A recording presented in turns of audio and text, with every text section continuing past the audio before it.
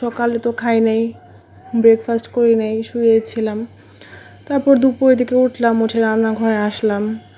তো আমি একটা নতুন হাঁড়ি কিনেছি। তো এই হাঁড়ি দিয়ে ভাবলাম যে রান্না করি, অনেক শখ করি আর কি কিনছি হাঁড়িটা। আচ্ছা যাই হোক, রান্না করতেছি।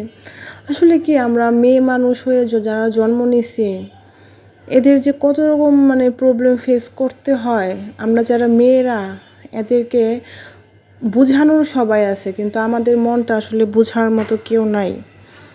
এত স্যাক্রিফাইস, এত কম্প্রোমাইজ, এত অ্যাডজাস্টমেন্ট, তারপরও কারো মন পাওয়া যায় না, তারপরও কারো মনের মতো হওয়া যায় না। এটাই কি লাইফ? এখন না আসলে সব কিছু এক্সপেকটেশন ছেড়ে দিছি।